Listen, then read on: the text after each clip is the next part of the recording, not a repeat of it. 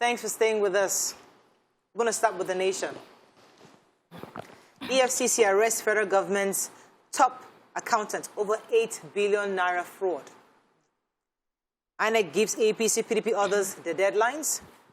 ASUU strike, student protest in Ondo, Oyo and Ogun. My support for Yahaya Bello is intact, says Hafsat Abiola. Osun voters can't be bought, Oyetola replies Adeleke. Supreme Court to hear appeal on Section 18, subsection 12 on Thursday. Sylvia Talon opts not to resign. Okay, which story are we starting with? The major headline? I can see, yes. So the Economic and Financial Crimes Commission, the EFCC, has arrested the Accountant General of the Federation, Mr. Ahmed Idris, over alleged 80 billion fraud. They said at the time of this report, he was already in custody and they've been quizzing him. And they said one of the reasons they arrested him was because they had invited him to come over for questioning and he refused to come, and so they had picked him up.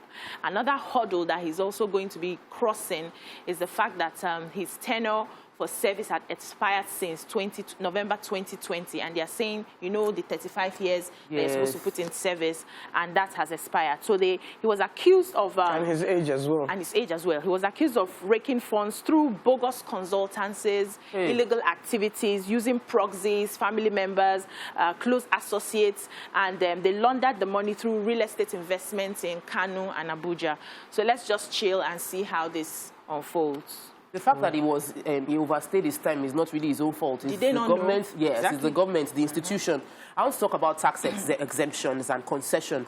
The federal government yesterday, undertaking a review of its policies, its tax policies, the Minister for Finance, Budget and National Planning, Zainab Ahmed, represented by the Director of Technical Service in the Ministry, Fatima Hayatu, spoke about how the tax exemptions given to many companies and concessions were to stimulate the industry, to stimulate the economy in other places. But they are feeling now that the tax exemptions are huge and it's costing the government a lot of loss. So Dangote was given tax exemption of 22 billion naira, split into two to do two contracts. The Apapa Orosoke-Ojota Road, given to him at 21.6 billion naira, and the Lokoja Obajana Kaba Road, given to him at 721 million naira. The NLNG also got tax exemption of 20 billion to do a bridge in Bodo Boni in Rivers State. These tax exemptions and many more are being claimed to be causing the depletion in expected funds that should come in, and they are thinking there isn't corresponding results on ground in terms of stimulating the economy. Right. What I want them to look into is internal corruption within the tax officers. Check your tax officers, check how much they own. Right. For every 1 naira, any 10 naira Nigeria is getting in terms of tax, officials have gotten like 30, and we business owners know, because you settle and settle and settle. So this is just based on... Settle. Everybody's settling now. Let me take the protest, the students protesting, you know, they blocked the Benin Road, Edo Express, the Oyo.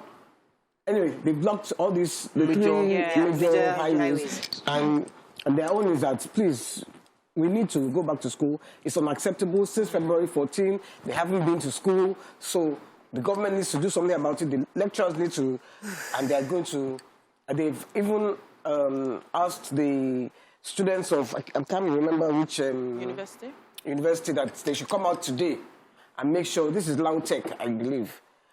They are coming, the Lautech are going to Ibadan today to block that access. Yes. Yeah. Okay, let me take the story. Osun State. So if you recall, last weekend, the candidate from Osun, Senator Adeleke, was saying to the people of Osun that I have enough. If his money is the problem, I have enough money. And he was patting his pocket. That I came with money. I have enough. I have plenty money. Wow. And it's not only naira I have pounds, I have euros. If it's money, fire for fire. That was saying during the campaign.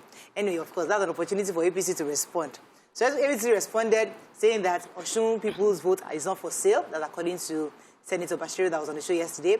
Furthermore, 550 members of PDP defected to APC, you know, saying that they had collectively agreed on that, how the governor, the current governor of Osun State, has contributed to development of Osun State, and they just feel that he's going to be the one to support him. So they've all defected from PDP. So I wonder what happened. Maybe the money pounds and telling from PDP wasn't enough to keep them to stay, but they defected, pretty much. Let's move on quickly to the Punch. Politics is getting very interesting. Okay, timetable. INEC talks tough as 18 parties fail to conduct primaries. ASUU ex-minister faults state varsity protest war, Southeast Edo. School driver bags life jail for defiling 5-year-old pupil. Lagos lynching engineer's widow demands justice. False ritual claim. 123 motorcycles seized. Northern, West, and Southwest, South-South presidential aspirants are greedy and selfish, says Kalu. Lagos bans campaign posters, orders for major highways. FG extends money laundering law to casinos. Others ban shell accounts. Dollar hits 600 naira at parallel market, and forex supply shrinks. And amid failed negotiation, NRC to resume Abuja-Kaduna train services. Okay, so let me start with the major headline. INEC saying they no go agree. They no go agree. That the date, June 3rd, is sacrosanct. And many of the party members are trying to lobby to get them to change. So they're doing everything to lobby to get INEC to change. And INEC is saying that the dates are already constitutionally provided in the sense that it's been calculated already. It's going to affect all the dates across board. So that June 3rd cannot move. Because if you change it, you change elections. APC and all that. I think APC has their own for their primaries by June 1st. Some are doing June 3rd on that same day. Others are June 2nd. Everybody's putting their primaries around that June 1st, June 3rd. But they're hoping that he can extend it for some time. But this guy is like, no way. Everybody wants to show their hand early now. Everybody is leaving it. Everybody's leaving that who's going to go first. Who is going to be the first to declare to the And the smaller parties are waiting for the bigger guys. The smaller parties are waiting for the bigger guys to say, okay, who am I going to go and align with? So whatever they do, I think the smaller parties should just come out with their own, and if they have their own, they should just come out and not wait for... And their candidates, right? Yes. Which story do you have there? Oh, the engineer's wife. Okay. She's seeking justice for her husband, who was murdered by Okada riders, and they told the story of how they said 2 of them had come in with 500 naira, and the man said he didn't have change, so they gave him 300 naira, and he said no. He said, "We'll come. We are here. We're not running away." And then the next thing, a mob just gathered in front of the establishment, and they came out. Before they knew it, they started to beat the 3 of them. 2 of them escaped. Philip and I think Frank was his name. Escaped. David didn't escape, and he wasn't even directly involved. He was not the one that took the bike. He was just trying to sort out. To settle the matter. The management also said that they had tried to call the 3 Navy officers that was around the environment. They were not able to handle the mob. They went over, called the RRS. Those ones were not even able to handle the mob. Before the police came, they had already lynched him and killed him. It's just a painful story. But what is annoying is that they were there. The police were there when... Are you saying that police cannot stop a mob like that? Have you seen that mob? No, they don't. We need to do more training on how to disempower those crowds. We have to go on a break. Hold on. If it is protesting students or SARS, they will tear gas everybody. And those ones don't come armed now. Have you seen that mob? I've experienced that mob. It's not easy. Let's go on a quick break. When we come back, we continue with the review. Stay with us. We'll be right back.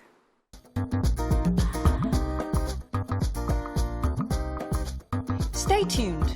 Your view will be right back. Thanks for staying with us. Moving on now to Punch. We're still on Punch. Yeah, I have a story. Go ahead. Justice Abiola Sholadoye of the Ikeja Domestic Violence and Sexual Offences Court on Monday sentenced the school bus driver, Tony Akpan, to life imprisonment for sexually assaulting a 5-year-old pupil. So he was charged with sexual assault. That is an offense. And they mentioned the section of the Constitution that it contravenes. And they said 5 witnesses testified against the defendant. Also, the assistant to the bus driver was also sent to prison for 2 years for covering up instead of coming forward to tell the story. And then the judge went ahead to advise the schools to make sure that they employ people who are qualified to handle children. They're supposed to be protecting children, not leaving them just like that. Another story you want to take? Yes, dollar has hit 600 naira. Yeah. And this is because we don't have enough dollars. The parallel market started yesterday by selling for 598, 599. By 1 p.m., the price had changed to $600, both in Lagos as well as Abuja. And investigations by reporters for Punch found out from the people that sell dollars that even if they remove 1 naira, it will be a loss, that the money isn't available. They are not getting dollars officially, and the rate with which they are getting it is not profitable. They say demand has increased, dollar is very scarce, and naira keeps on weakening. We know that during the political season, politicians prefer to go with the dollars and all of that, but please, many businesses can't get official rates, and many businesses would not. There will be no business with 600. How would 600 naira to $1? How would you sell what products you buy at that rate? Please, this is not sustainable. We need to do something. Maybe Emefiele, now that he has given up his ambition, he will focus on this one. He will focus on the work that is at hand. Instead of allowing the thing to be increasing every second. I just wish for a president. Let's just move on quickly to it's true now. How many weeks did he go and use to run for inflation president? is 16.8%. What do you mean? They did not even envisage that inflation will go that high. Let's move on to so we have economic crisis and our CBN. Don't answer me. I want to answer you. I must answer you because you see how many minutes that they bought car, that they bought phone, that they all the while that he registered in his local government. All the time he was saying, I'm not among. So he was not focusing. In the background, he must have been the Moving on to Daily Sun, YK. ASUU strike. Chaos as angry students shut highways. We can't afford mistakes again, Saraki tells Kebbi delegates. Aviation fuel. Passengers should expect more flight delays and cancellations, says AON. Editors restate commitment to defense of democracy and press freedom. Anambra boiled as gunmen killed 2 soldiers and security man. Ume to PDP, you're finished without Southeast candidates. Okay. The major headline. ASUU, yes. So the immediate past Minister of State for Education, Chukwuemeka Nwajuba, is faulting lecturers of the state universities who are participating in the ongoing ASUU strike, saying that they have no business being a part of that strike. That the issues ASUU and federal government has to do with the federal government universities. It has nothing to do with state universities. It's the states that pay the lecturers in their universities, and they should not be participating.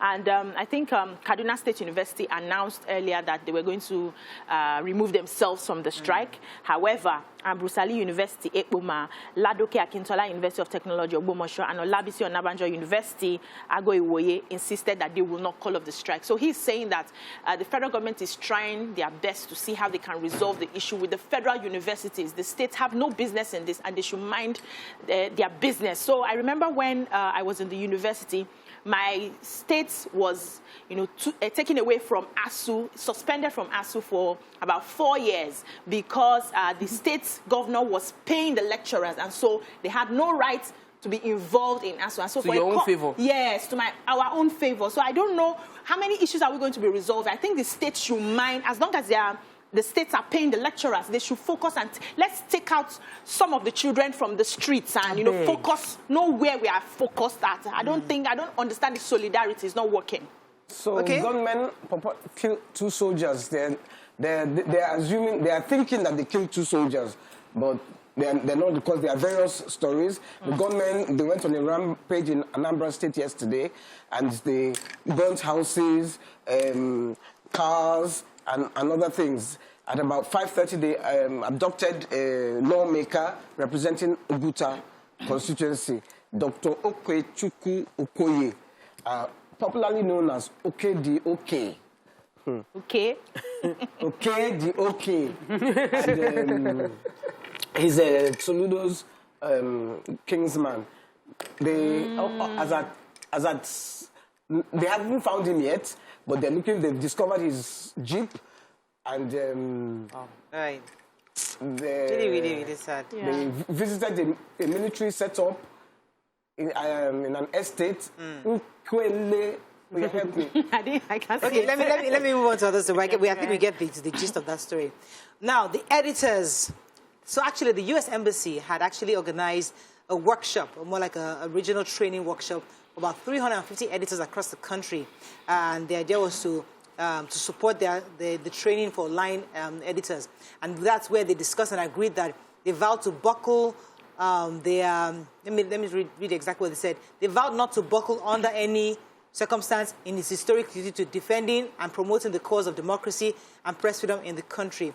And they're insisting, especially during this electoral season, that the press freedom must be upheld, and that it's immensely important to sustain our democracy, and including putting lives of many of their members on the line via constant harassment, brutalization, death, and the members were now more equipped and energized by the training to discharge their duties. If you know, many journalists are under attack during this period, especially where they're having to go either to the northeast to cover, to go to a political season. So these are times where we need to ensure that press freedom is upheld and people are protected even as long as they're doing their jobs. Okay, if I want to take the story, please, this is a very, very important story. The aviation fuel scarcity persists and airline operators of Nigeria are complaining. The solution, I've been taking a lot of local flights and there's been consistent delay. The delay, they say, is going to get worse.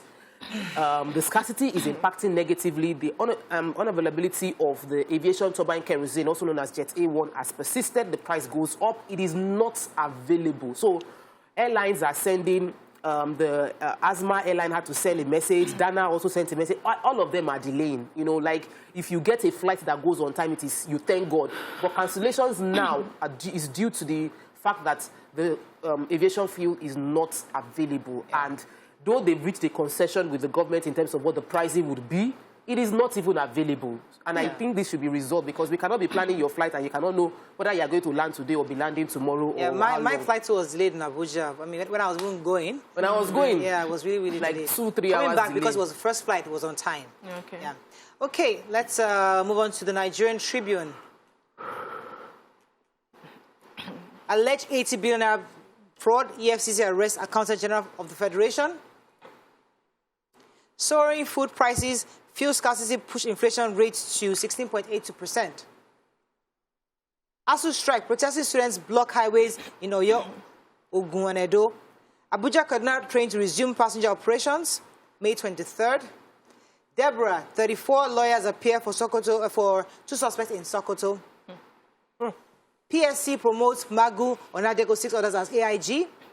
Government kills 6 in Kano, 2 soldiers in Anambra, abduct lawmaker, burn local government secretariats and magistrates court.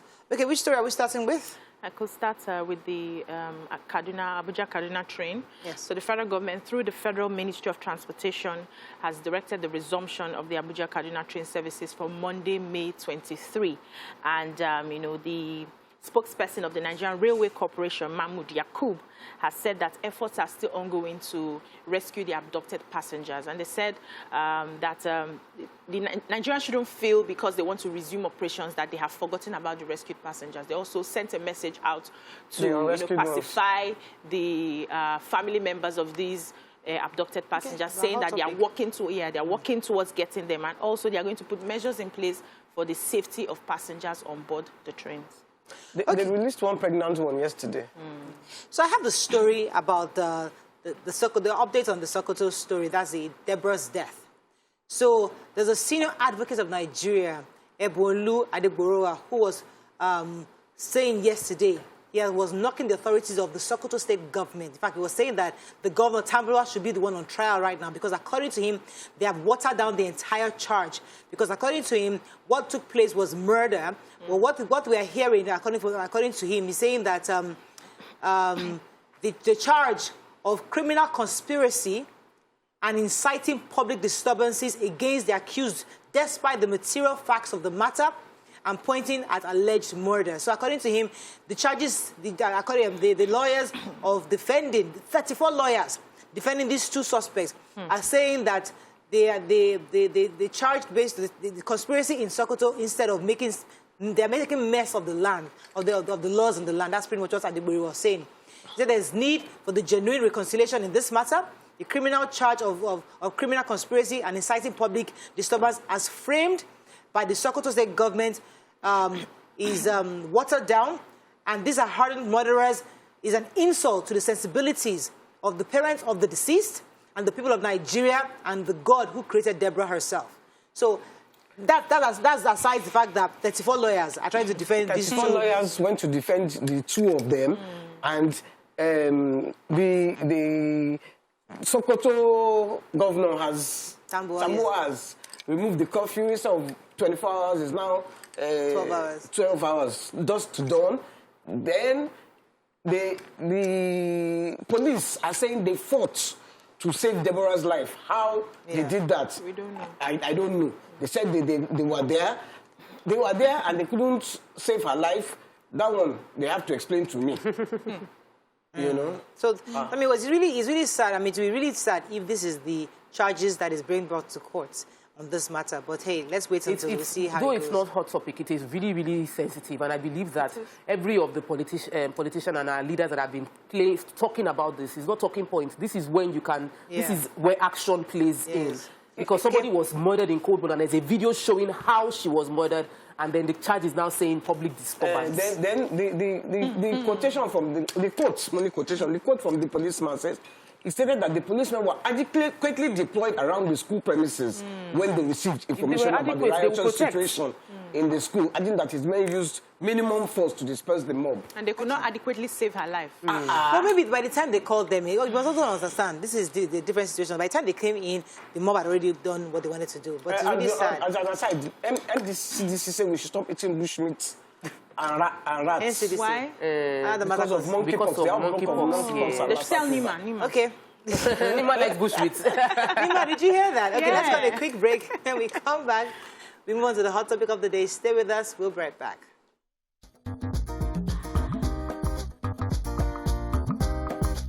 Stay tuned. Your view will be right back.